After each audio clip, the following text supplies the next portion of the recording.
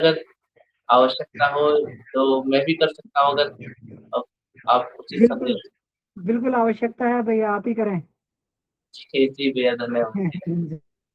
जी, जी धन्यवाद भैया। सभी को प्रणाम और फिर बाद में अमन भैया इसको अपना विशेष रूप से इसपे सार प्रस्तुतिकरण करेंगे। तो काफ़ी दिन हो गया था, अवसर भी नहीं मिल पाया था। भैया ने तो अवसर दिया लेकिन अपनी व्यस्तता कहीं ऐसी रही कि सेवा कार्य में नहीं लग पाए। तो तो आज का जो टॉपिक है गायत्री महाविज्ञान का बहुत ही अच्छा ये शीर्षक है कि साधकों के स्वप्न निरर्थक नहीं होते। आइए हम लोग इसको आरंभ करते हैं। साधना से एक विशेष दिशा में मनोभूमि का निर्माण होता है। श्रद्धा, विश्वास तथा साधना विधि की कार्य प्रणाली के अनुसार आंतरिक क्रियाएं उसी दिशा में प्रवाहित होती हैं, जिससे मन, बुद्धि, चित्त और अहंकार का चतुष्टय वैसा ही रूप धारण करने लगता है। भावनाओं के संस्कार अंतर मन में गहराई तक प्रवेश कर जाते हैं। गायत्री साधक की मानसिक गतिविधि में आध्यात्मिक एवं सात्विकता का प्रमुख स्थान बन जाता है। इसलिए जागृत अवस्था की भांति स्वप्न अवस्था में भी उसकी क्रियाशीलता सारगर्भित ही होती है। उसे प्रायः सार्थक ही स्वप्न आते हैं। गायत्री साधकों को साधारण व्यक्ति की तरह निरर्थक स्वप्न प्रायः बहुत कम आते हैं। उनकी मनोभूमि ऐसी अव्यवस्थित नहीं होती जिसमें चाहे जिस प्रकार के उल्टे सीधे स्वप्नों का उद्भव होता हो। जहाँ व्यवस्था स्थापित हो चुकी है, वहाँ की क्रियाएं भी व्यवस्थित होती हैं। गायत्री साधकों के स्वप्न को हम बहुत पहले से ध्यानपूर्वक सुनते रहे हैं और उनके मूल कारणों पर विचार करते रहे हैं। तदनुसार हमें इस निष्कर्ष पर पहुंचना पड़ा है कि लोगों के स्वप्न निरर्थक बहुत कम होते हैं। उनमें सार्थकता की मात्रा अधिक होती है। तो गुरुदेव लिखते हैं कि गायत्री साधक के जो स्वप्न हैं वो निरर्थक नहीं होते हैं। तो इसमें गुरुदेव ऐसा लिखते हैं कि जहाँ व्यवस्था स्थापित हो चुकी हो, वहाँ की क्रियाएं भी व्यवस्थित होती हैं। तो नींद के संबंध में कुछ ऐसा है कि एक तो व्यक्ति का जब सोने का समय अ, निश्चित नहीं होता है। कई बार ऐसा होता है कि दिनचर्या इस तरीके की नहीं बन पाती है कि एक समय सोने को मिले। जैसे अक्सर जो रात्रि पाली में ड्यूटी करते हैं या फिर जो इसको विशेष रूप से महत्व नहीं देते हैं कि कभी 11 बजे सो गए, कभी 10 बजे सो गए, तो उनकी नींद उनको गहरी निद्रा में जाने में समय लगता है। और जो उखड़ी हुई जो नींद होती है, उजड़ी-उजड़ी जो नींद होती है, उसमें ही अधिकतर स्वप्न प्रवेश करते हैं। उसमें मन जो है अपने विचारों को स्वप्न के रूप में प्रदर्शित करने लगता है। एक तो ये संभावना होती है और एक संभावना ये होती है स्वप्न की कि प्रायः जितनी आवश्यकता है उससे अधिक यदि नींद लेते हैं, आलस्य के प्रभाव में अगर लेटे रहें तो पड़े-पड़े निद्रा तो पूरी हो गई है, तो लेकिन तब भी अगर आलस्य में लेटे हुए हैं तो फिर स्वप्न जो है चलने लग जाते हैं। और वो स्वप्न ऐसे होते हैं कि अधिकतर उसमें सार्थकता कम होती है। लेकिन गुरुदेव कहते हैं कि गायत्री साधक जो है उनके स्वप्न होते हैं वो निरर्थक नहीं होते क्योंकि उनके उनके अंदर एक व्यवस्था स्थापित हो चुकी होती है। तो अक्सर ये देखा गया है जो अपना नियमित रूप से एक निश्चित समय जिनका सोने का रहता है, तो उनको लेटते ही समय अपने समय पर उनको नींद आने लग जाती है और एकदम से वो गहरी निद्रा में पहुँच जाते हैं और जो नींद का कम से कम 5 घंटे का या 6 घंटे का समय है, उसमें वो पूरी की पूरी नींद अपनी पूरी कर लेते हैं। तो फिर अगर उनको कोई स्वप्न यदि आता है, तो स्वप्न बिल्कुल स्पष्ट होता है और कोई ना कोई वो संकेत साधना संबंधी हो या कुछ ना कुछ वो करके जाता है। निरर्थक स्वप्न अत्यंत अपूर्ण होते हैं। उनमें केवल किसी बात की छोटी-सी झाँकी होती है, फिर तुरंत उसका तारतम्य बिगड़ जाता है। देखिए कह रहे हैं कि निरर्थक स्वप्न जो होते हैं वो छोटी-सी झाँकी देंगे, तो अभी कुछ कहानी चल रही थी, फिर कुछ की कुछ कहानी चल रही है, मतलब वो स्पष्ट नहीं होते, उसमें कुछ पता नहीं चलता कि क्या कोई संकेत भर है क्या, है ना? दैनिक व्यवहार की साधारण क्रियाओं की सामान्य स्मृति मस्तिष्क में पुनः-पुनः जागृत होती रहती है और भोजन, स्नान, वायु सेवन जैसी साधारण बातों की दैनिक स्मृति के अस्त-व्यस्त स्वप्न ही दिखाई देते हैं। ऐसे स्वप्नों को निरर्थक कहा जाता है। सार्थक स्वप्न कुछ विशेषता लिए हुए होते हैं। उनमें कोई विचित्रता, नवीनता, घटनाक्रम एवं प्रभाव उत्पादक क्षमता होती है। मतलब एक विशेष प्रकार का प्रभाव उसमें होता है। और स्वप्न देखने के बाद ऐसा लगता है कि साधक के मन में आता है कि मुझे ऐसा क्यों स्वप्न दिखाई दिया, इसका क्या कारण हो सकता है। और वो बिल्कुल ऐसे याद रहते हैं साधक को कि अंदर से उठता है कि ये कोई ना कोई देव्य संकेत है, ऐसे उसको लगता है अपने अंदर से। उन्हें देखकर मन में भय, शोक, चिंता, क्रोध, हर्ष, विषाद, लोभ, मोह आदि के भाव उत्पन्न होते हैं। निद्रा त्याग देने पर भी उनकी छाप मन में बनी रहती है और चित्त में बार बार यह जिज्ञासा उत्पन्न होती है कि इस इन स्वप्नों का अर्थ क्या। एक तो ये गुरुदेव ने बताया। और अगला बताते हैं कि कुसंस्कारों का निष्कासन। तो कभी कभी जो हमारे स्वप्नों के माध्यम से ये भी पता चलता है कि कोई पुराने जमे हुए, चित्त में जमे हुए, अंतर मन में जमे हुए कोई ऐसे कुसंस्कार हैं जो साधना के प्रभाव से अपना स्थान छोड़ करके जाते हैं। तो जाने से पहले वो कुसंस्कार अपनी एक झांकी दे करके जाते हैं। तो ऐसे भी ये स्वप्न हमारे हो सकते हैं जो कुसंस्कारों के निष्कासन को दिखाते हैं, दर्शाते हैं। साधकों के सार्थक स्वप्नों को 4 भागों में विभक्त किया जा सकता है। एक, पूर्व संचित कुसंस्कारों का निष्कासन। 2, श्रेष्ठ तत्वों की स्थापना का प्रकटीकरण। 3, किसी भी भविष्य संभावना का पूर्वाभास। 4, दिव्य दर्शन। चौथा है दिव्य दर्शन। तो इन 4 श्रेणी के अंतर्गत विविध प्रकार के सभी सार्थक स्वप्न आ जाते हैं। तो गुरुदेव ने इनको देखिए 4 कैटेगरी में इसको डिवाइड कर दिया है, 4 भागों में इसको विभाजित किया है। कि पहले कह रहे हैं कि पूर्व संचित कुसंस्कारों के निष्कासन से संबंधित स्वप्न आ सकते हैं। पहले कोई कुसंस्कार है वो हट रहे हैं। या फिर क्या आता है, श्रेष्ठ तत्वों की स्थापना का प्रकटीकरण। कई बार ऐसा है कि सपने में अपने इष्ट के दर्शन होना, गुरु के दर्शन होना, या किसी अच्छे स्थान पर जाना, ऐसे तो लगता है कि कुछ अंदर से जो श्रेष्ठ तत्व है उनकी वृद्धि अंदर में हो रही है। या फिर किसी भी भविष्य की संभावना का पूर्वाभास, जीवन में क्या घटना घटने वाली है कभी कभी उसका पूर्वाभास भी मिल जाता है। और वो साधकों को एक सहयोग प्रदान करने के लिए होता है। वो इसलिए नहीं होता है कि हम अपने स्वप्न सबको बता करके अपनी श्रेष्ठता को सिद्ध करें, वो इसलिए नहीं होता। वो ये होता है कि साधकों को एक झांकी मिलती है कि देखिए ऐसा भविष्य में कुछ घटना होने वाली है और आपको सावधान होने की आवश्यकता है, धैर्य रखने की आवश्यकता है। तो ये भी होता है। चौथा, दिव्य दर्शन की बात बताते हैं। तो ये भी साधना का एक तरीके से सिद्धि की अवस्था तक जो साधक पहुंचने लगते हैं तो दिव्य दर्शन उनको होने लगते हैं, है ना। आइए इस पर आगे गुरुदेव क्या लिखते हैं इस पर चलते हैं। कुसंस्कारों को नष्ट करने वाले स्वप्न पूर्व संचित कुसंस्कारों के निष्कासन में इसलिए होते हैं कि गायत्री साधना द्वारा आध्यात्मिक नए तत्वों की वृद्धि साधक के अंतःकरण में हो जाती है। जहां तक वस्तु रखी जाती है वहां से दूसरी को हटाना पड़ता है। गिलास में पानी भरा जाए तो उसमें से पहले से भरी हुई वायु को हटाना पड़ेगा। रेल के डिब्बे में नए मुसाफिरों को स्थान मिलने के लिए यह आवश्यक है कि उसमें से बैठे हुए पुराने मुसाफिर उतरें। दिन का प्रकाश आने पर अंधकार को भागना ही पड़ता है। इसी प्रकार गायत्री साधक के अंतर जगत में जिन दिव्य तत्वों की वृद्धि होती है उन संस्कारों के लिए स्थान नियुक्त होने से पूर्व उससे पूर्व कुसंस्कारों का निष्कासन स्वाभाविक है। देखिए कि गायत्री साधना के प्रभाव से जब शुभ संस्कार जमने लगते हैं तो पुराने संस्कारों को वो अपना स्थान खाली करना पड़ता है। जिस प्रकार गुरुदेव उदाहरण देते हैं कि वैसे तो गिलास में वायु रहती है, अगर पानी भर दिया जाए तो वायु को अपना स्थान छोड़ना पड़ता है। तो इसी प्रकार यह निष्कासन जागृत अवस्था में भी होता रहता है और स्वप्न अवस्था में भी। विज्ञान के सिद्धांतानुसार विस्फोट तथा उष्ण वीर्य के पदार्थ जब स्थानच्युत होते हैं तो वे एक झटका मारते हैं। बंदूक जब चलाई जाती है तो पीछे की ओर एक जोरदार झटका मारती है। बारूद जब चलती है तो एक धड़ाके की आवाज करती है। दीपक के बुझते समय एक बार जोर से लो उठती है। इसी प्रकार कुसंस्कार भी मानस मानस लोक से प्रयाण करते समय मस्तिष्क तंतुओं पर आघात करते हैं और उन आघातों की प्रतिक्रिया स्वरूप जो विक्षोभ उत्पन्न होता है, उसे स्वप्न अवस्था में भयंकर, अस्वाभाविक, अनिष्ट एवं उपद्रव के रूप में देखा जाता है।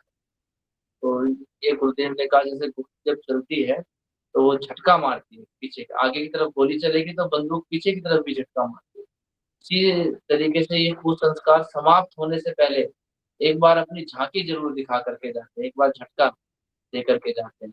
इसमें कोई गहरा अनुभव तो नहीं है, लेकिन ये एक मित्र की एक बात मुझे ध्यान आती है। उन्होंने जो सिगरेट पीते थे और सिगरेट पीना उन्होंने छोड़ दिया था, और वो धीरे-धीरे साधना के पथ पर भी चल रहे थे। तो दृढ़ता से उन्होंने छोड़ा रखा, बिल्कुल उनका मन भी नहीं करता था बिल्कुल पीने का। लेकिन एक दिन उन्होंने हमें बात बताई कि राहुल भैया, ऐसा हुआ कि मुझे रात को ऐसा सपना आया कि ऐसा लगा जैसे कि मैं सिगरेट पी रहा हूँ आराम से खड़ा होके। और कह रहे कि बल्कि मेरा मन भी नहीं करता, मुझे छोड़े हुए इतने दिन हो गए कि मेरा मन भी बिल्कुल नहीं करता, लेकिन मेरे को ऐसा ऐसा स्वप्न आया कि जैसे मैं सिगरेट पी रहा हूँ। ऐसा क्यों हुआ जब मेरा मन भी नहीं करता और मैं पीता भी नहीं और छोड़ दिया बिल्कुल? तो मैंने उनको यही बताया कि मैंने कहा भैया, वो कुसंस्कार अब जो है अब समाप्त हो गया है, वो आपके अंदर से अब मर रहा है। तो इसलिए वो लास्ट अपनी एक, कम से कम एक पिक्चर दिखा के जा रहा है कि अगर देख लो, अंतिम मौका है कि अगर एक बार और आप ट्राई कर सको। तो मैंने कहा वो लास्ट बार मरने से पहले अपना प्रयास कर रहा है। तो ऐसा इसमें हो जाता है। भयानक हिंसक पशु, सर्प, सिंह, व्याघ्र, पिशाच, चोर, डाकू आदि का आक्रमण होना, सुनसान एकांत डरावना जंगल दिखाई देना, किसी प्रियजन की मृत्यु, अग्निकांड, बाढ़, भूकंप, युद्ध आदि के भयानक दृश्य दिखना, अपहरण,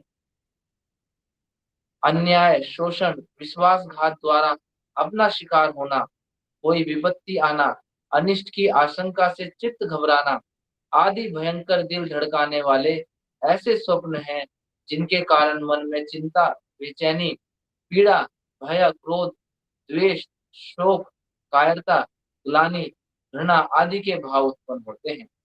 वे पूर्व संचित इन्हीं कुसंस्कारों की अंतिम झांकी का परिणाम होते हैं। यह स्वप्न बताते हैं कि जन्म जन्मांतरों की संचित यह कुप्रवृत्तियां अब अपना अंतिम दर्शन और अभिवादन करती हुई जा रही है।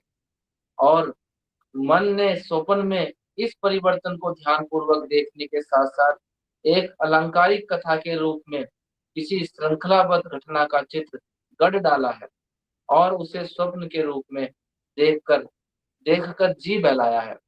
देखिए, ये कहते हैं कि मन ने वो अपने आप एक कर लिया है और उसको स्वप्न में वो देखकर अपना जी बहलाया। तो ये इस तरीके से स्वप्न कोई ना कोई संकेत करते हुए जाते हैं।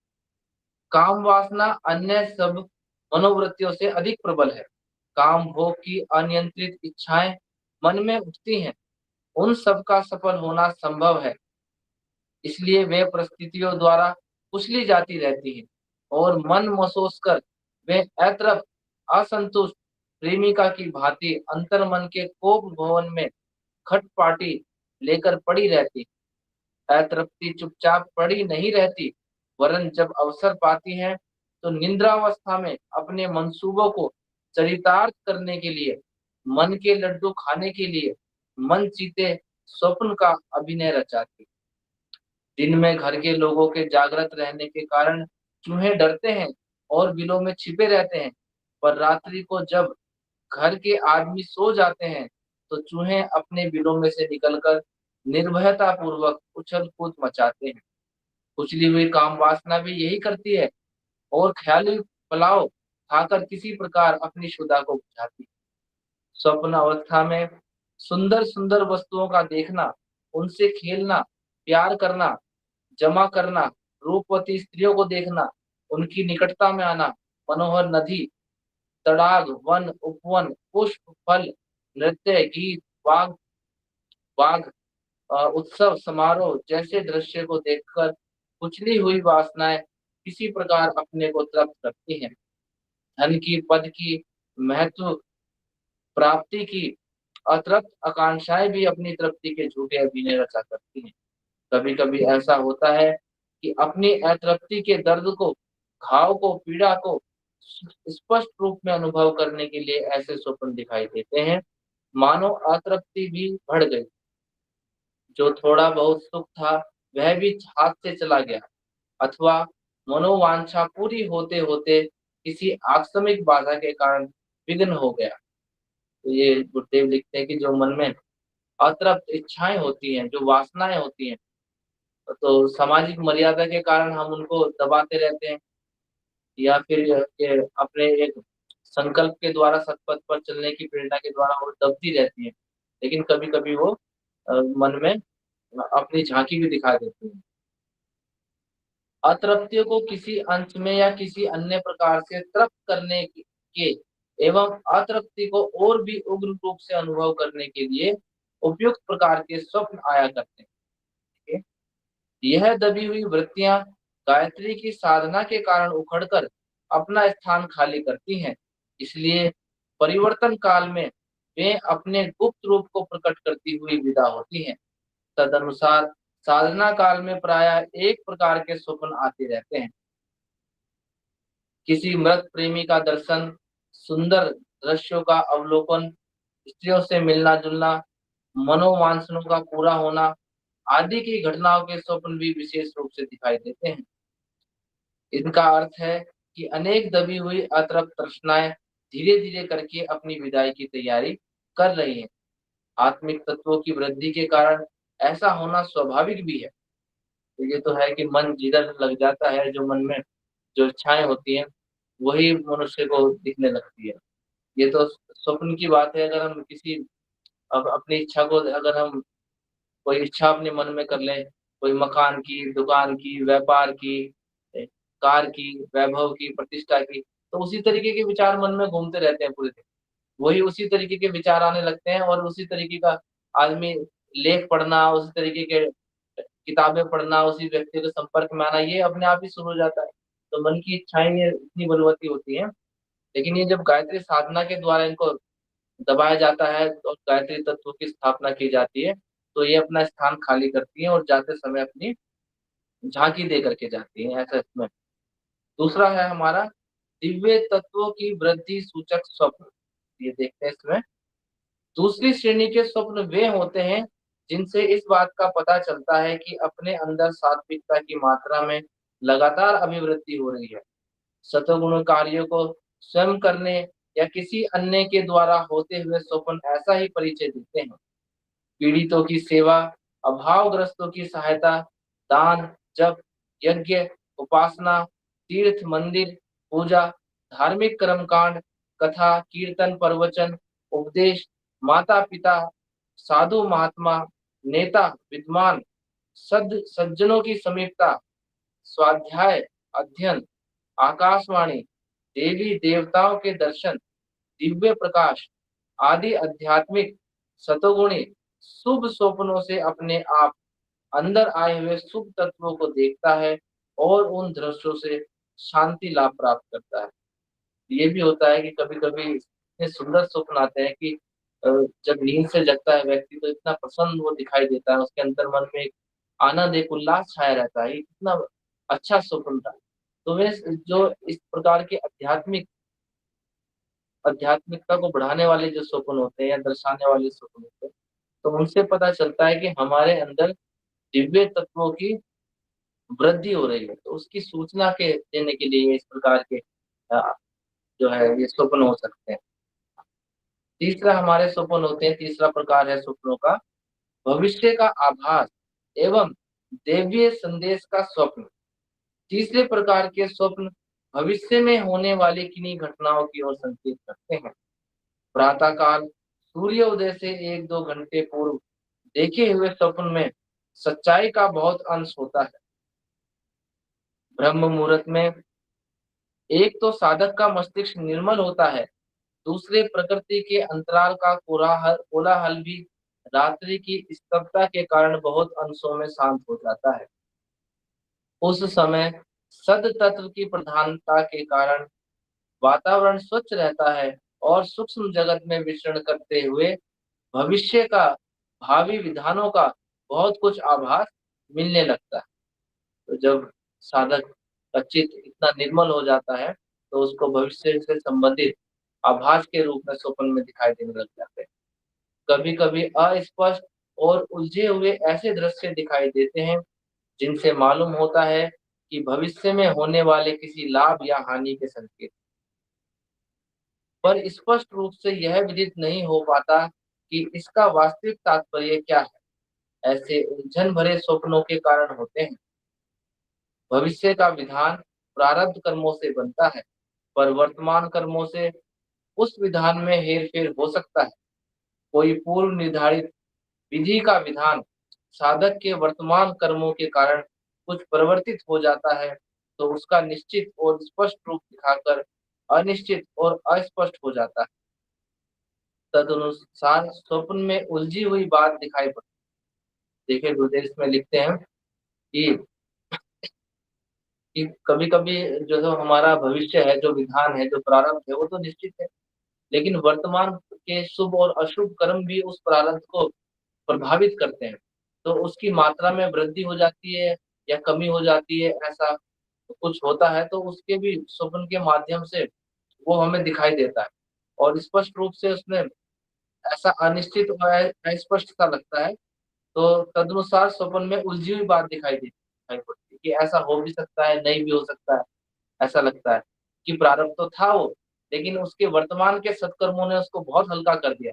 तो वह ऐसा घटता हुआ स्वप्न में दिखाई तो देगा वो, और वो बहुत ज्यादा ऐसा भी लगेगा कि वो नहीं भी हुआ। तो मतलब उसमें एक अनिश्चितता की वो बनी रहेगी, स्थिति बनी रहेगी।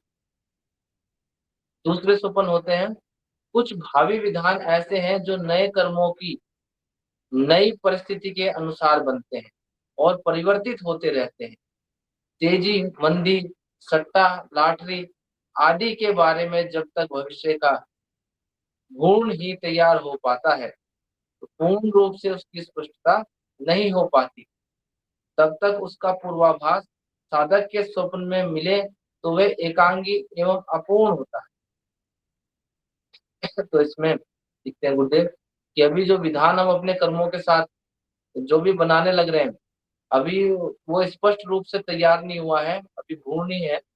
तो वो भी उसका आभास साधक को मिलता है, तो लेकिन वो भी अपूर्ण रूप से मिलता है, वो भी स्पष्ट रूप से पता नहीं चलता कि क्या कहना चाह रहा है।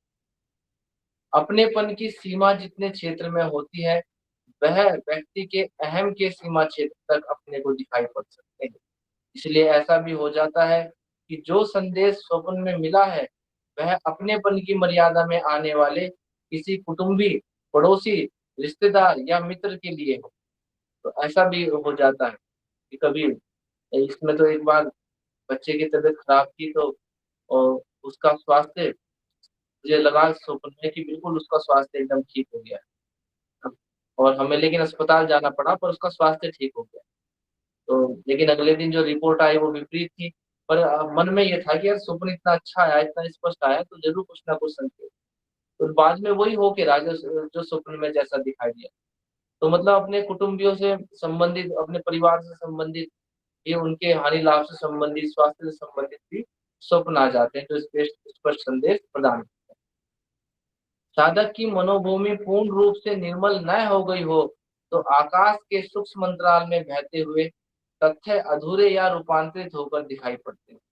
जैसे कोई व्यक्ति अपने घर से हमसे मिलने के लिए रवाना हो चुका हो, तो उस व्यक्ति के स्थान पर किसी अन्य व्यक्ति के आने का आभास नहीं।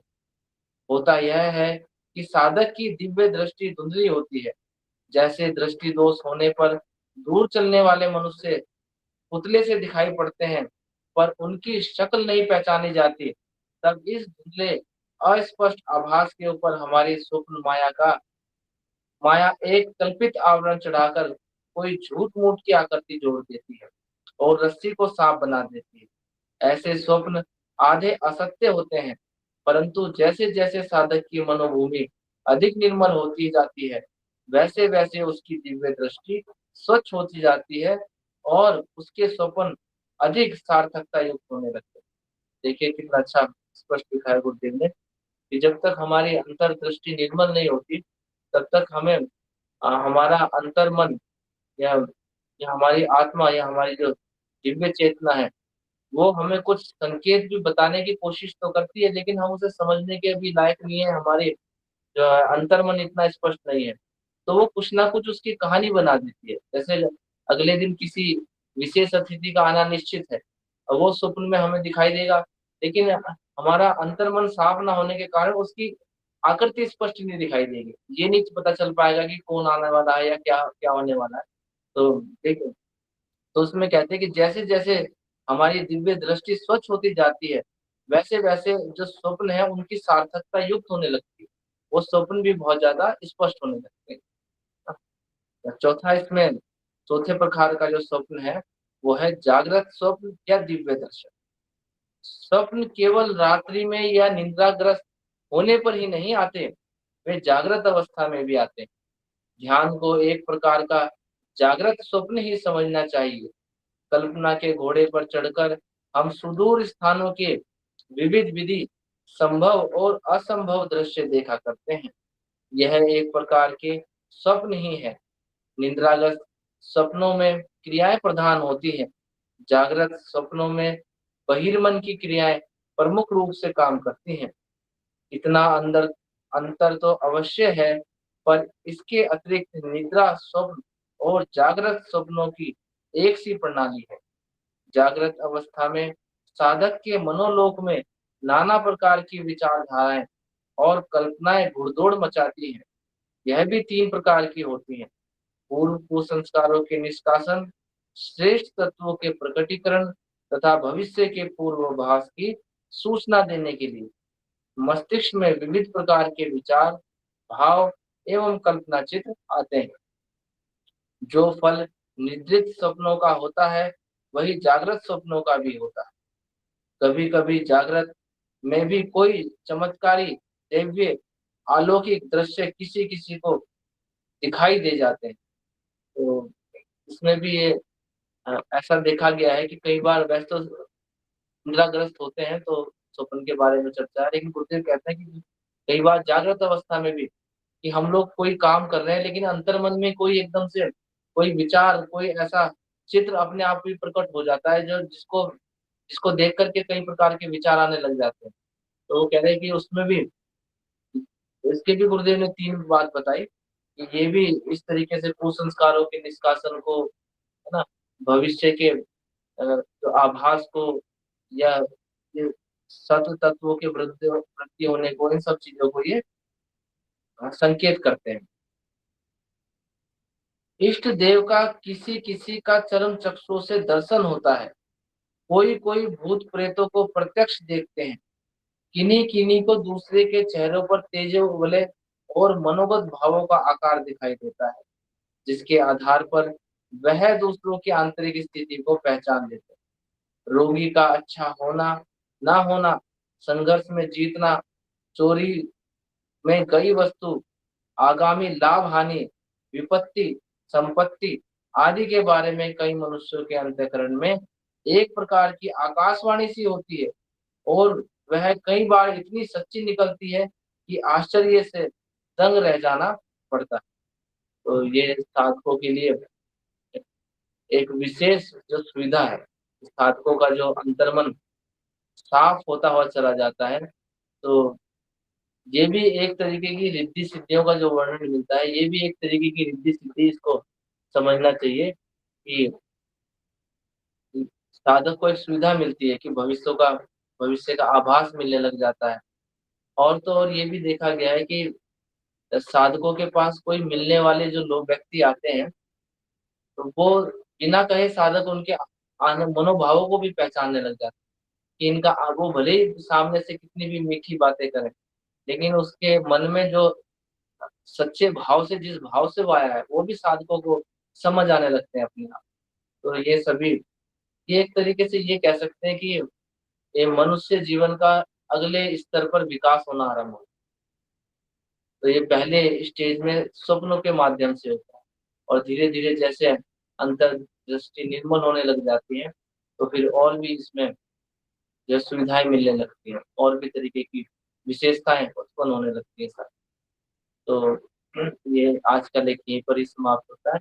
इस सभी को बहुत बहुत धन्यवाद, प्रणाम। अब आगे अमन भैया इसको स्पष्ट करेंगे और सभी लोग मिलकर चर्चा करेंगे जी। प्रणाम। बहुत बहुत धन्यवाद राहुल जी भाई साहब, बहुत अच्छा। और निवेदन करेंगे अमन जी भाई साहब से अपने विचार रखें, इसके ज्ञान विज्ञान को बताएं।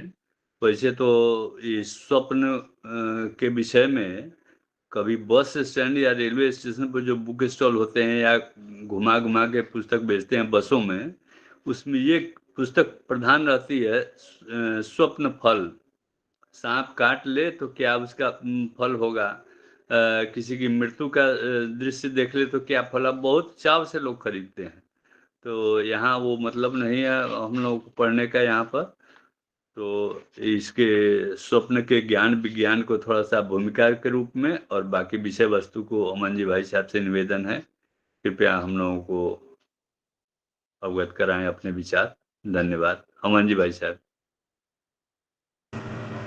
जी भाई साहब, देखिए इसमें इस विषय में प्रश्न बहुत सारे होते हैं, क्योंकि राहुल भैया ने पूरा इसको जो है ये कर दिया है इसको, है ना, और अपने इन्होंने बहुत अच्छे से इसको समझाया भी है।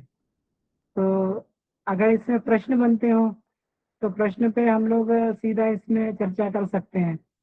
देखिए कितनी बढ़िया बात है कि हाँ, अ, मनीषा त्यागी दीदी का हैंड रेज है, तो हम लोग प्रश्नों में ही चर्चा करते हैं हम लोग। तो जी, जी आप कुछ पूछना चाहते हैं, आप अपना जी। जी प्रणाम भैया, सभी को प्रणाम। भैया ऐसा माना जाता है, मैंने ऐसा सुना है कि यदि स्वप्न शुभ दिखते हैं, मतलब शादी हो रही है, साज श्रृंगार बैंड बाजे बज रहे हैं, तो उसको ऐसा माना जाता है कि ये अशुभ सूचक हैं, और जो अशुभ दिखते हैं उनको शुभ सूचक माना जाता है। क्या ऐसा है भैया? इसकी क्या साइंस है?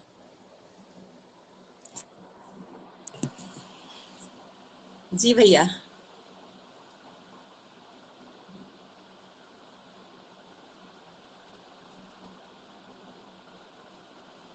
आवाज आ रही है भैया मेरी? जी बिल्कुल बिल्कुल, आ रही है आपकी दीदी, आवाज आवाज आ रही है। जी भैया जी। जी जी। तो तो क्या ऐसा ही होता है भैया? ऐसा है क्या? ऐसा सुना है मैंने। अब इसमें कितनी सत्यता है कि ये किस स्तर से दिखाई दे रहे हैं, कैसे दिखाई दे रहे हैं, अब पता नहीं शादी को जो है ये कैसे इंटरप्रेट कर रहा है हमारा मन, है ना। हम लोग के लिए शादी शुभ सूचक है, सब है, लेकिन एक सन्यासी के लिए शादी क्या होगी? मृत्यु हो जाएगी उसकी सन्यासी की, है ना। तो हम नहीं समझ सकते कि कौन सी चीज शुभ है कौन सी अशुभ है। एक मिनट।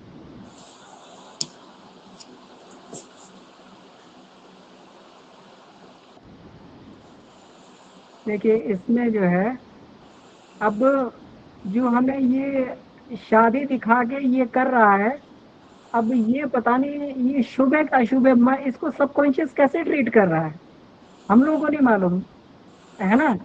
अब उसमें देखिए शादी उसके लिए कोई शुभ सूचना है या अशुभ सूचना है। अब उसमें जैसे एक बार ये हुआ कि एक बार संत दादू का ये आता है कि संत दादू के मित्र थे रजत। जी तो रजत की शादी हो रही थी, रजत शादी के उसमें बैठे, और शादी के उसमें बैठे, और बैठने के बाद में जो है संत दादू वहां पर पहुंचे। तो जी संत दादू ने एक बात कही कि रजत तूने गजब किया सिर पर पहना मोर, रजत तूने गजब किया सिर पर पहना मोर, आए थे हरि भजन को और चले मौत की ओर। तो जी जैसे ही रजत ने ये बात सुनी तो उसने मुकुट मुकुट उतार के फेंक दिया अपना, और इतनी तेजी से भागे कि फिर पीछे मुड़ के नहीं देखा, जी भैया शादी का मंडप छोड़ के भाग गए। जी। तो संत दादू का क्या कथन था कि आए थे हरिभजन को चले मौत की ओर, हम्म। है ना। तो इसी तरीके से जैसे ही इनकी स्वामी इनकी जो है समर्थ गुरु रामदास की शादी हो रही थी, है ना। तो पंडित जी वहां आए, पंडित जी ने जैसे ही बोला सावधान, तो उनके पंडित जी सावधान क्यों कर रहे हैं मुझे, जरूर जो है ना ये कोई जरूर कोई खतरनाक काम होने के लिए जा रहा है। तो बस उन्होंने कहा मैं शादी नहीं करूंगा। आजीवन विवाहित रहूं। तो हमें नहीं मालूम कि हम तो सोचते हैं शादी एक समारोह, शादी ये है। अब ये पता नहीं कि शादी जो है एक ये एक नए जीवन की शुरुआत है कि मृत्यु की ओर जा रहा है। सबकॉन्शियस माइंड कैसे इसको ट्रीट कर रहा है ना। जी भैया। तो हमें नहीं मालूम। अब वो शादी करके हमें ये सूचना कर रहा है कि हम लोग जो है मौत की तरफ बड़ी तेजी से जा रहे हैं, या फिर जो ये सूचना कर रहा है कि ये एक अच्छा वो है ना। तो अब ये सबकॉन्शियस माइंड पे डिपेंड करता है कि वो किसी कल्पना को किस तरीके से, क्योंकि हर एक कल्पना को सबकॉन्शियस माइंड अपने तरीके से दिखाता है। आपके टर्म्स में जो है किसी चीज को कोई चीज खराब और ये कैसे है, तो सबकॉन्शियस माइंड उसको उस तरीके से दिखाएगा। तो हम लोग ये इसका बहुत ही गहन विश्लेषण की आवश्यकता है कि जी कोई भैया। स्वप्न अगर आ रहा है तो वैसे तो जनरली ये कहा जाता है कि शादी से संबंधित अगर स्वप्न देखे जाए तो उसको जो है वैसे तो खराब ही माना जाता है हाँ भैया, कि जरूर यही तो मैं भविष्य में बोलती कोई हूँ। दुर्घटना घटने वाली, इसलिए ये शादी होते हुए देख रहे हैं, या दावत किसी होते हुए देख रहे हैं, या सब होते हुए देख रहे हैं, हाँ है जी, ना। हाँ हाँ जी। अब इसके अंतर्गत की गहराइयों में जाकर अब ये देखना पड़ेगा कि शादी उसके लिए क्या फीडिंग है। शादी का मतलब उसके लिए कोई गलत काम है या कोई अच्छा काम जी भैया। हाँ, है किसी ना। को कोई स्वप्न बताओ कि रात ऐसा स्वप्न दिखा था, तो वो दूसरा ये कहेगा जरूर कुछ संकट आने वाला है, यदि कोई शादी ब्याह का स्वप्न आया है तो।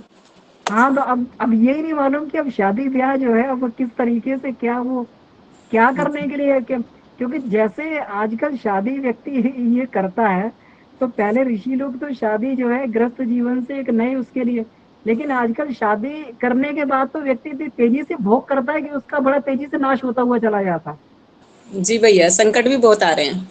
है ना। तो जी। अब वही है, तो अब वो उसको रहते हुए किस तरीके से इंटरप्रिटेशन हो रहा है, इसका सबकॉन्शियस माइंड कैसे इसको इंटरप्रेट कर रहा है, तो डिपेंड जी। करता है दीदी, ये ना। जी भैया। और जी। भैया एक प्रश्न और था कि हम्म। मुझे अधिकतर चोरी के स्वप्न आते हैं भैया। बस ये स्वप्न आते हैं कि मैं कहीं गई हुई हूँ, घर आई हूँ तो चोरी हुई हुई है, सारे सब कुछ बेड सेफ सब खुले पड़े हैं और चोरी हो चुकी है, सब कुछ खाली पड़ा है। ये क्या हो सकता है? ये यही हो सकता है कि जो भगवान ने आपको इतनी संपदा दे के भेजा है, तो वो जो है कहीं मतलब से कोई चुरा के जो है वो कर रहा है ना। तो समय भी मतलब बड़ी तेजी से उस संपदा को चुरा के और जो है सब भाग रहा है बड़ी तेजी से। तो इसलिए ये है, और मन में कहीं ये भी लगता होगा, है ना, कि कहीं एक डर भी रहता होगा कि मेरा कोई जो है इसको कहीं चली ना जाए। एक एक भय भी अगर व्यक्ति के जीवन में रहता है ना, कि ये जी। संपदा मुझसे छूट ना जाए, मुझसे छूट ना जाए, छूट ना जाए। तो जी भाई। वो भी जो है एक इस तरीके से इंटरप्रिटेशन जो है वो करके देता है कि मतलब मेरा सब कुछ वही हो गया। हाँ, चोरी के स्वप्न इतने आते हैं कि पता नहीं हाँ, मुझे क्यों आते हैं। मैं कहीं गई हूँ और आई हूँ तो घर में चोरी हो चुकी है, बस ऐसा स्वप्न आता है। तो मन में कहीं एक सबकॉन्शियस माइंड में कहीं होगा कि चीजें मतलब ऐसा तो नहीं, एक डर बैठा हुआ कहीं ना कहीं मन में ना, ये कहीं चीजें कभी मुझसे हुआ कहीं। भी नहीं, कभी चोरी का कोई ऐसा केस परिवार में हुआ भी नहीं, ना घर में मैके में, ना यहाँ पे, लेकिन पता नहीं मुझे क्यों आते हैं। जी जी जी जी जी। हाँ, तो यही है कहीं ना कहीं जो है सबकॉन्शियस माइंड किसी तरीके से ये बताने की कोशिश करता है, या तो मन में कहीं गहरी परतों में कोई डर बसा हुआ है ना, कि जी। कहीं मुझसे कुछ छूट ना जाए, कहीं मेरा कोई चोरी ना हो जाए। तो बार बार मन जो है उसको उस तरीके से दिखाने की कोशिश करता है। बस एक घटना बहुत पहले मेरी मदर बताती थी कि हम कभी बहुत पहले हमारे कुंबल भैया कहते हैं जिसको, दीवार फोड़ के सामान निकाल लेते हैं, कुंबल कहते थे, कि हमारे कुंबल हुआ था इस तरह, सारा सामान खाने पीने का सब किसी ने निकाल लिया था और गांव के ही कोई लोग थे। बस वो घटना तो मैंने सुनी है, उसके बाद कोई ऐसी घटना नहीं हुई है, लेकिन वो आता है। कभी कभी ऐसा भी होता है, पूर्व जन्म की घटनाएं भी कभी कभी इस तरीके से दिखाई देती हैं, है ना। जी। पूर्व जन्म की भी घटनाएं, कभी कोई ऐसा आघात हुआ जो हमारे सबकॉन्शियस माइंड पर बड़े गहरे से बैठ गया है, तो बिल्कुल वो बिल्कुल। भी जो है कभी सपने में आके फिर बार बार वो सीन आता है। जी जी भैया। जी। जी धन्यवाद भैया। धन्यवाद। बहुत बढ़िया। और आज का विषय है साधकों के स्वप्न निरर्थक नहीं होते। तो आप सभी भाई बहनों से विनम्र प्रार्थना है, निवेदन है कि कृपया इस परिधि में ही रहकर कोई चर्चा होती तो स्वाध्याय की सार्थकता होती। ऐसे स्वप्न ऐसा विषय है कि अगर चर्चा चले तो रात गुजर जाएगी, फिर भी ये समाप्त नहीं होगा। तो निवेदन मेरा रहेगा कृपया अदरवाइज न लेंगे कि इसकी परिधि में ही कोई चर्चा हो तो अच्छा रहेगा। तो आदरणीय सत्येंद्र जी भाई साहब का हैंड रेज है, कृपया अपनी बात रखें।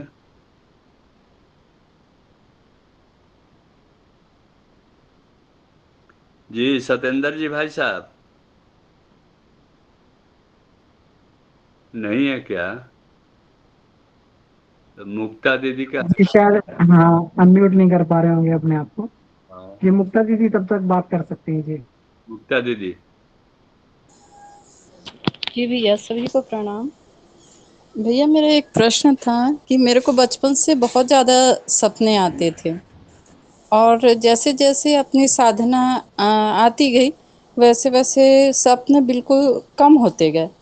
फिर अचानक से ही आजकल ऐसे सपने आने लग गए हैं कि मतलब उसका लगता है वास्तविक जीवन से ज़्यादा कोई संबंध नहीं है।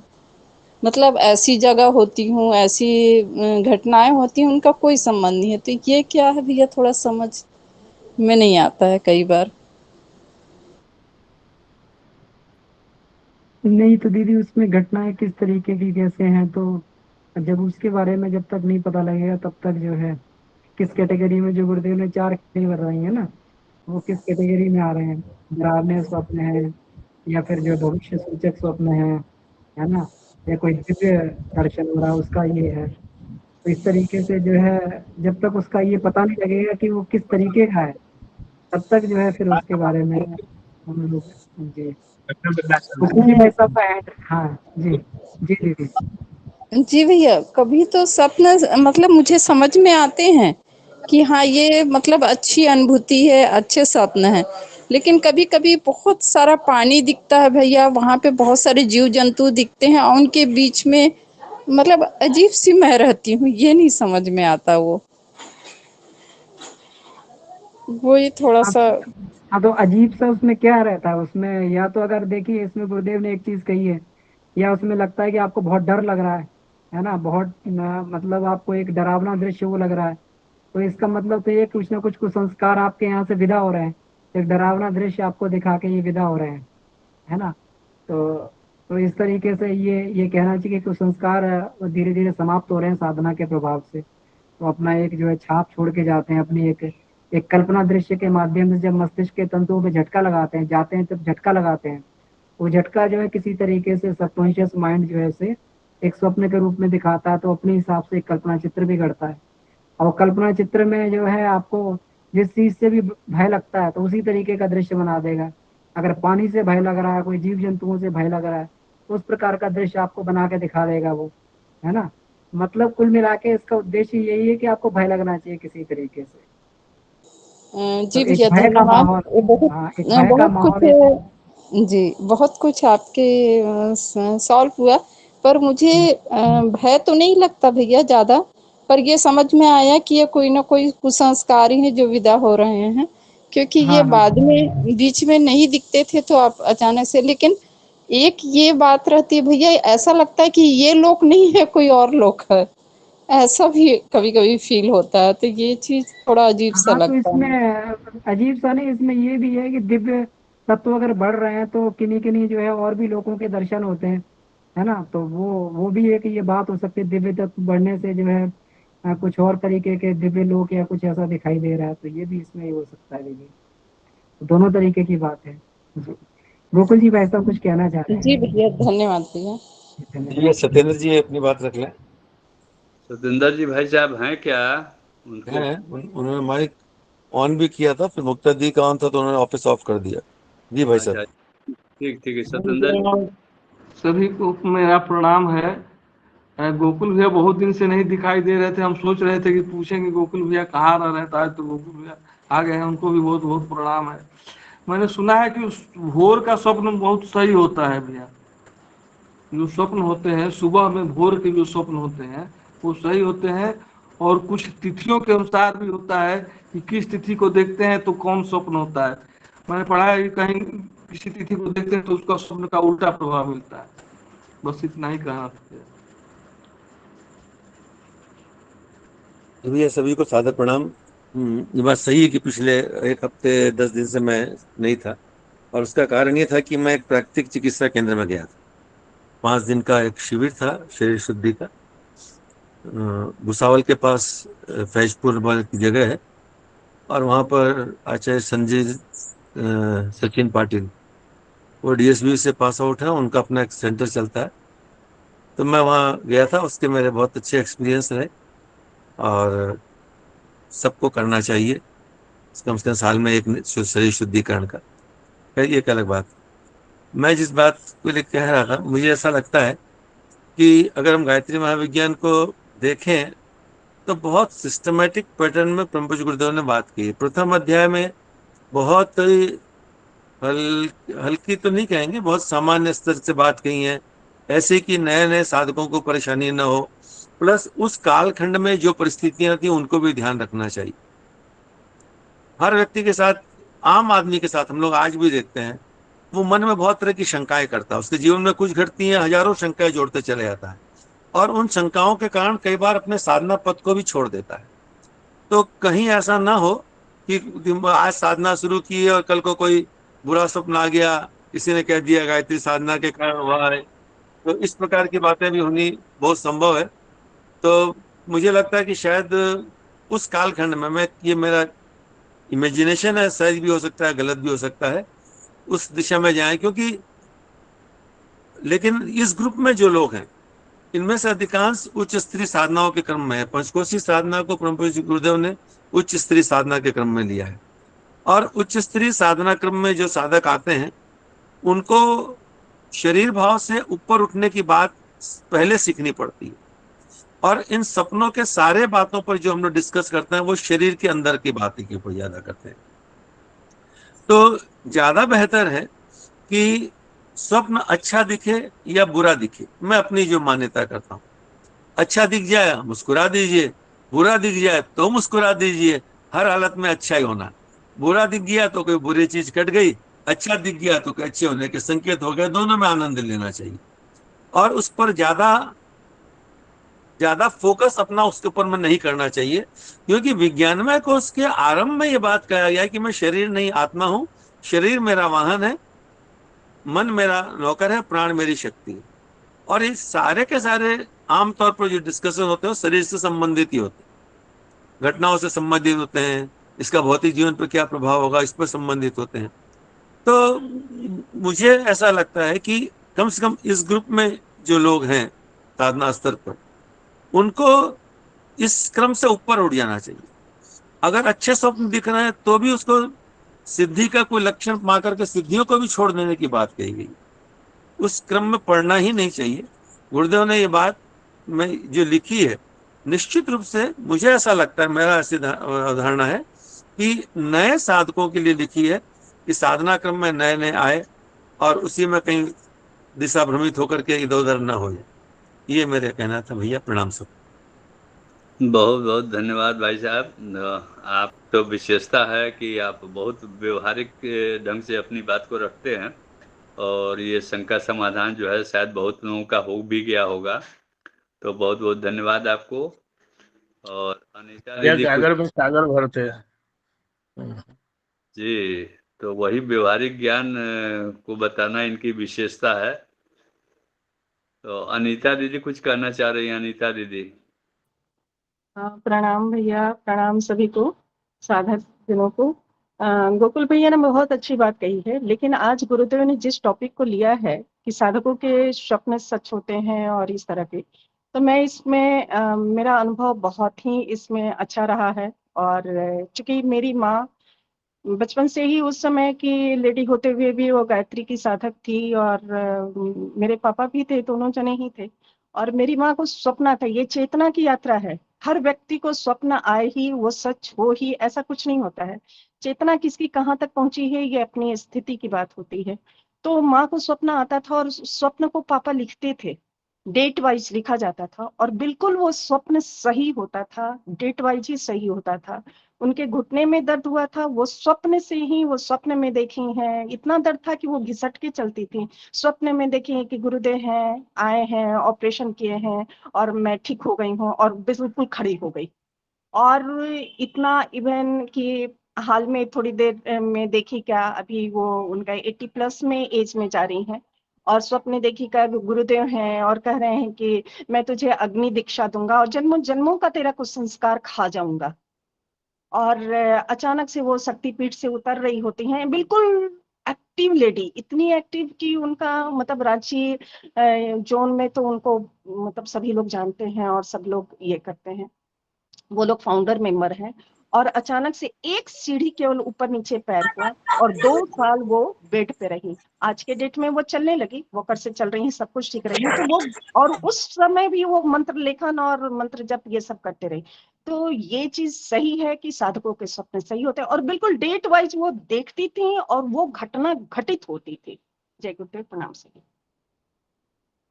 बहुत अच्छा दीदी। इसका मतलब यह है कि वास्तव में उच्च स्तरीय साधक थी और उनको स्वप्न में जो है गुरुदेव आभास भी करा देते थे। बड़ी अच्छी बात है, बहुत अच्छा अनुभव। तो और किन्हीं का हैंड रेस तो नहीं है ना? 2 शब्द मैं भी बोलूंगा भैया। जी, विषय के अंदर बोलिए। जी जी जी, विषय के अंदर ही सभी भाई बहनों को प्रणाम। ये बड़ा सुंदर आज का ये है, शीर्षक है साधकों के स्वप्न निरर्थक नहीं होते। तो गुरुदेव ने तो सभी शंकाओं को, इसको अगर गहनता से पढ़ा जाए तो जितने हमारे हम लोगों का जो प्रश्न आया है सबका समाधान इसमें है। गुरुदेव ने 4 प्रकार से स्वप्नों के विषय में जो लिखा है, कुसंस्कारों का निष्कासन, तो गुरुदेव ने तो स्पष्ट लिख दिया है कि जो पूर्व जन्मों का जो मैंने संस्कार होता है, कुसंस्कार होता है, या हमारे इस जन्मों का संस्कार होता है, तो जिस तरह का हमारा चिंतन मनन होगा उसी तरह का चरित्र बनेगा और जिस तरह का चरित्र बनेगा उसी तरह से हम किसी काम को मैंने कार्यान्वित करेंगे। तो स्पष्ट लिखा है गुरुदेव ने कि स्वप्नों से कुसंस्कारों का निष्कासन होता है। जो हमारे अंदर जन्म जन्मांतरों से जो कुसंस्कार है और हमारे मन में जो चलते रहता है वो स्वप्न के रूप में अस्वाभाविक भी है। कभी कभी ऐसा देखा जाता है कि जो जिस चीज पर हम चिंतन कर रहे हैं, चिंतित हैं, कोई बात है, रात में सोते हैं, उसी से संबंधित स्वप्न भी आते हैं। तो इसको तो गहराई से गुरुदेव ने सब चीज दिया है, थोड़ी सी गहराई से हम लोग पढ़ें तो सभी शंकाओं का समाधान इसमें है। दिव्य तत्वों की वृद्धि सूचक स्वप्न, स्वप्न में हम लोगों की जो साधना, इसमें स्पष्ट गुरुदेव ने भी कहा है कि हमारी साधना जैसी होती है, जिस स्तर की होती है, साधकों का जो है स्वप्न जो है सार्थक होता है, निरर्थक नहीं होता है। क्योंकि जो सही साधक हैं उनका चिंतन, उनका चरित्र, उनका व्यवहार सब चीज पवित्र होता है, सकारात्मक होता है। इसीलिए स्वप्न भी उसी तरह के आते हैं। चौथा, गुरुदेव ने लिखा है कि भविष्य का आभास एवं दैवी संदेश का स्वप्न। कभी कभी हम लोग देखते भी हैं, कभी कभी हम लोग देखते हैं कि कुछ ऐसा चीज आभास होता है जो हमारे चिंतन से परे होता है। तो ये क्या है? ये हमको लगता है, ये मेरी समझ है, ये हमको लगता है कि हम लोगों के चिंतन का ही ये परिणाम है। अंत में गुरुदेव ने चौथा लिखा है जागृत स्वप्न या दिव्य दर्शन। तो स्वप्नों से स्वप्न जो है दोनों अवस्था में हम देखते हैं, जागृत अवस्था में भी और सुषुप्ता अवस्था में भी, दोनों अवस्था में। और एक और चीज मैंने हमको जो मैंने अनुभव हुआ है कि स्वप्न जो है या तो बहुत गहरी नींद में आप हैं तब स्वप्न आता है, या अधूरा नींद में है तब स्वप्न आता है। और तीसरा चीज, इसमें तो बहुत चीज हम बोलना चाह रहे थे, लेकिन अभी समय का भी मैंने समय की मर्यादा है। गुरुदेव ने इसमें स्पष्ट रूप से लिखा है कि सुबह का स्वप्न जो होता है करीब करीब सार्थक और सत्य होता है। इसलिए सत्य होता है कि सारा वातावरण शांत होता है, पवित्र होता है। उस समय दिव्य आत्माओं का, दिव्य देवों का गमन होता है, चरण होता है। उसको हम लोग ब्रह्म मुहूर्त के रूप में भी लेते हैं। तो उस समय की साधनाएं बिल्कुल सही होती है। तो भैया यही दो शब्द कह करके मैं अपनी वाणी को विराम दे रहा हूँ, क्योंकि और भैया लोग भी हैं। जी प्रणाम, गलती सही के लिए क्षमा। जी धन्यवाद आनंद जी भाई साहब। और पुरुषोत्तम जी भाई साहब का हैंड रेज है। पुरुषोत्तम जी भाई साहब। जी भाई साहब प्रणाम। अमन भैया सबको प्रणाम, गोकुल भाई सबको प्रणाम। सपने पहले तो आते थे जैसे हवा में उड़ रहे, ऐसा कोई भी सपना आता था, लेकिन अब सपने आना तो बंद हो गए।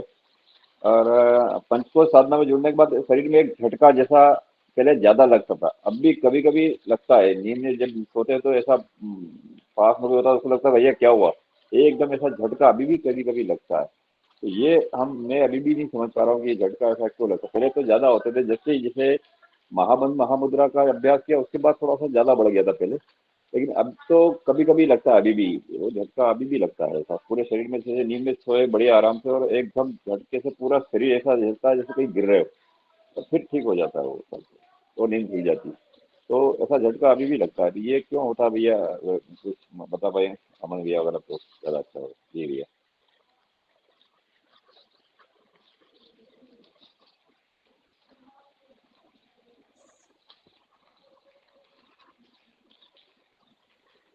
जी गोकुल आवाज भैया आएगी? जी।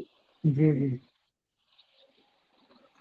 जी गोकुल जी भाई साहब आप ही बताइए, पुरुषोत्तम भाई के की समस्या का समाधान कीजिए। भैया इसको तो ऐसे तो समझना बहुत मुश्किल है, क्योंकि कोई चीज समाधान करने के पहले उसको अच्छी तरह से खुद को समझना पड़ता है कि क्या हुआ। जो झटके की बात है वो संभवतः शायद ऊर्जा चैनल्स का कोई इफेक्ट रह रहा होगा बॉडी पर। बाकी एट रैंडम कुछ भी कहना उचित नहीं है इस चीज के ऊपर में, कि क्यों झटके आते हैं, वो किस तरह के झटके हैं, कोई फिजिकल मेंटल भी हो सकता है, कोई सारी चीजें हैं कि नहीं, या फिर ऊर्जा के चैनल्स का प्रभाव भी हो सकता है। इसको ऐसे इतनी सी बात पर मेरे ख्याल उस पर चर्चा करना ठीक नहीं रहे। झटका लेने भाई साहब शरीर एक साथ हिलता है और फिर बस एक शारीरिक झटका, एक ही मानसिक झटका। अस्वस्थता भी भैया हो सकती है इसका कारण। वो पूरा शरीर एक एक साथ एक झटके से हिलता है, फिर बंद हो जाता है, बस एक झटका लगता है केवल। झटका आने जैसे कहीं एकदम जैसे मूव उसमें कोई हुआ ना पूरा। जी कष्ट तो जी। नहीं होता है ना? नहीं ना ना, तो कुछ ठीक भी है, फिर महसूस तो नहीं। बहुत बात, क्योंकि ठीक वो है। स्वप्न का भी हिस्सा नहीं है, वो शारीरिक क्रिया है, जी जी जी इसलिए ठीक है। उसको सपनों के साथ नहीं जोड़ना चाहिए। जी जी जी। दीदी से क्षमा चाहेंगे। और चूंकि न सपनों का आना हम लोग रोक सकते हैं और न घड़ी की रफ्तार को रोक सकते हैं, तो आइए इसी के साथ हम लोग शांति बात करते हैं। शैली दीदी क्षमा करेंगी, अगले दिन चर्चा होगी। आइए शांति पाठ के साथ, और गुरुदेव से प्रार्थना करें कि आज का ज्ञान विज्ञान हमारे अंतःकरण में उतरे। इसी के साथ ओम शांति ही शांति ही शांति ही। आप सबों का बहुत बहुत धन्यवाद। राहुल जी भाई साहब, अमन जी भाई साहब, गोकुल जी भाई साहब और जितने भी प्रतिभागी रहे सबों को बहुत बहुत धन्यवाद। मेरा सादर प्रणाम। धन्यवाद। हम सभी शुभ भाई रात्रि। बहनों को प्रणाम, शुभ रात्रि। सभी को